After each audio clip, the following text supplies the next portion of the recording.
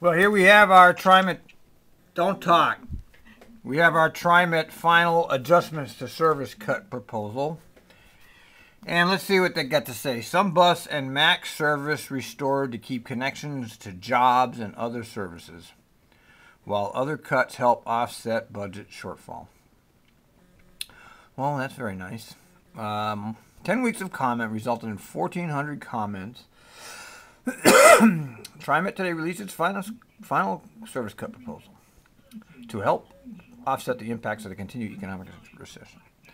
No, it's a cutback in the payroll tax because Trimet's rolling in dough, but the payroll tax has been dried up because people are unemployed. But a lot of people are doing pretty good right now. I mean, if you want to get money to fund streetcars, there's plenty of that, but there ain't no money to help people. Anyway, that's neither here nor there. For the second year, Trimet faces multi-million-dollar shortfall. Yeah, blah, blah. Okay, $27 million.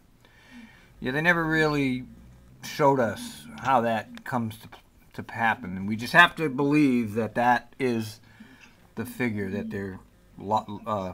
they need. No, they never really showed us how that is, or how that figure has been arrived. And it's taking steps to close the gap. 5% across the board cut. I don't know what that means either. Salary and hiring freeze. Only a hiring freeze for bus drivers. I mean, the bureaucrats are still getting hired. Utilizing federal stimulus reductions to bus and a 5-cent fare increase. Yeah, by the way, Trimet's already one of the most expensive. Where are you going? This way. Trimet is already one of the most expensive places to ride. Okay, criteria for service cuts. Low ridership bus lines. Low ridership trips on bus lines and max. Alternative service nearby. Yeah, that we've seen that. As long as you're within 2 miles, that's considered alternative. Least impact to riders and available capacity on the vehicle. Whatever. Transit equity? What? Transit equity. There's that word. Never did understand what that was supposed to mean either.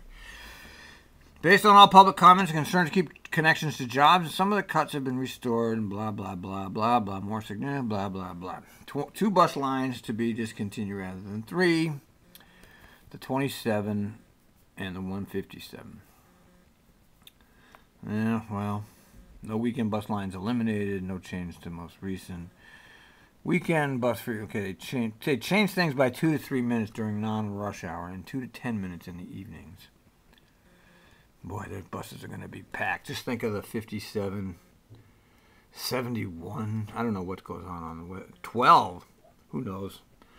13 lines, 2 to 10 minutes throughout various times during the service day. Ooh, boy, the 52, which I drive now, and it's already a nightmare. Weekend service reductions on 13 frequency of lines, up to 6 minutes. There's, boy, I don't know. No cuts to west, of course. We'll monitor ridership. Max service. No cuts to midday service. Well, I think the blue line should qualify for that. I don't know how those other lines, I mean the yellow line, is that packed during the rush hour like the blue line is? We don't know. Fare increase, yeah. You know, the thing is about this, and this is the problem I have with all of their, is we have to take their word for everything. They don't show us in black and white exactly how this is saving anything. I mean, we just have to take their word on all of it. There's no detail. We don't see the comments. We don't see how they came to the 27 million. We don't see how this comes up with 27 million.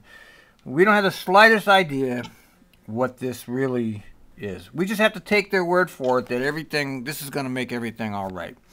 Because we don't know. I mean, this is how they figured it out, but we don't get to know how they figured it out. All we know is that this does it. They don't tell us any more detail than, oh, we figured it out, and this is going to save $27 million, and just take our word for it because we're reliable.